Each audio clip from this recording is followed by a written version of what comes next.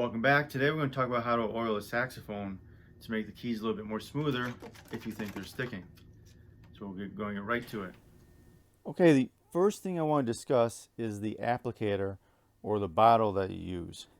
You'll see many types of bottles. For instance, you may see a bottle like this, or an applicator like this, and a wide variety that you may have. For instance, I've had this one for over 40 years.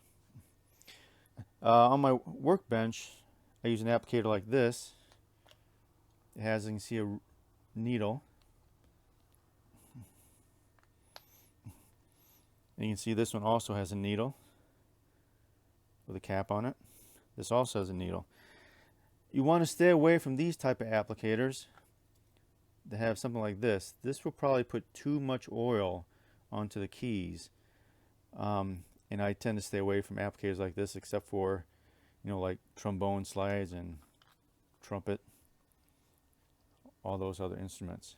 The next thing I want to discuss are the type of keys that we'll be oiling, and that becomes important in a minute. Let me move this out of the way.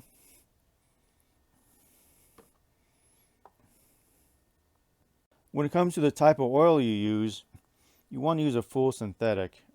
Try to stay away from additives like graphite and other things. Those end up just clogging the key work. For instance, this on my workbench, this is red fully synthetic transmission fluid. This is a fully synthetic oil. Next, I want to talk about the type of keys we're dealing with. There's two different types of keys. Let's take a look at these horns for a second. So this is a Mark 6. You'll find this particular key work I'm talking about here also in the reference 54.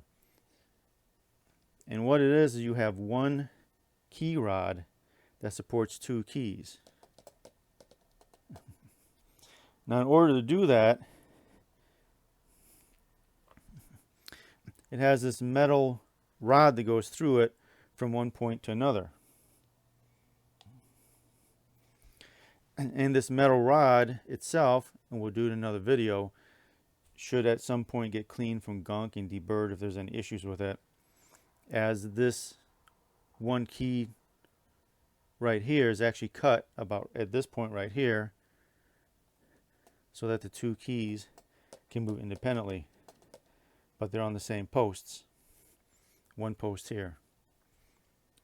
Whereas this horn, which is a Mark 7, this was a Mark 6, you'll see has two independent posts, two sets of posts for each keys. This is the same on the Super Action 80 Series 1. On the Super Action 80 Series 2, they've gone to one post, but both keys are on the same post but at different heights. You'll see another ball here on a Series 2 there. I think it's the same on the 3. And as I mentioned on the reference 54, they went back to the Selmer Mark 6 style. But this doesn't use a rod.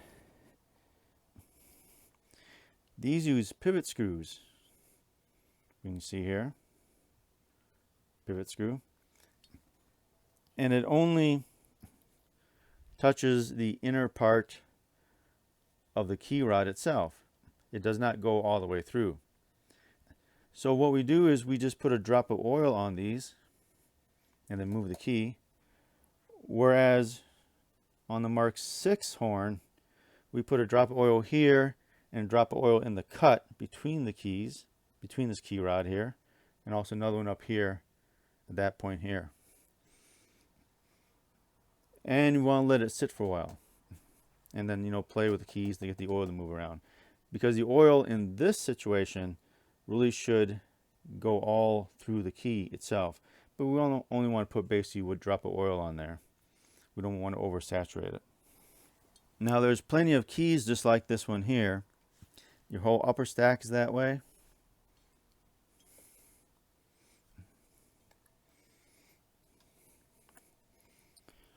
For instance, all the bell keys are single rods here.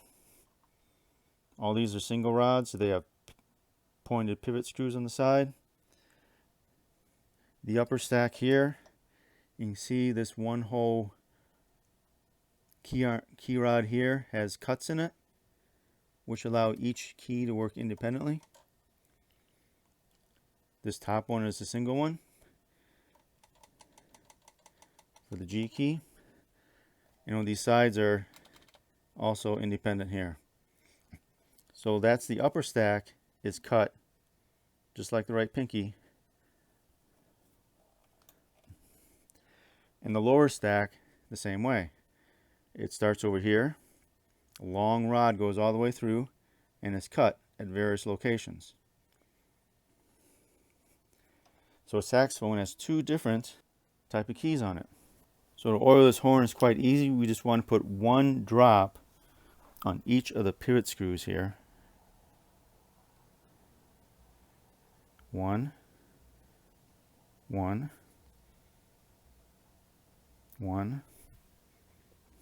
and right under there, one. Then move the keys a little bit. Now you may want to have some towel handy just in case you put more than one drop, because they'll come off on the bottom side if there's anything.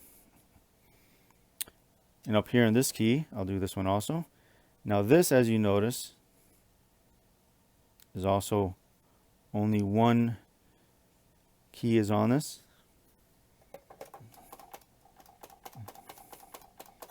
The C sharp key. Of course, there's another rod here that connects to that. And all you do is go up the horn that way. Let's do the upper stack real quickly.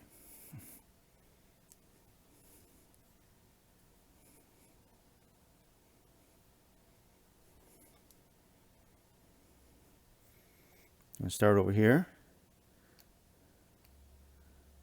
Now there's a cut right here in the key rod. Another one right here. Another one right here. And the post, there's one there and one here. And another one right there. And then just move the keywork.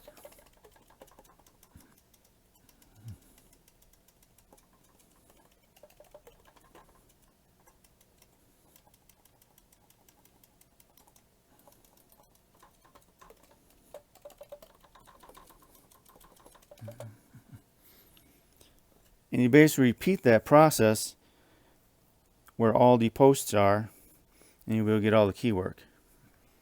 Another thing is, for instance, the register key. On this top part, starts there, a cut here, and on the end. Then just move the key and hold the thing down. You can see how it works.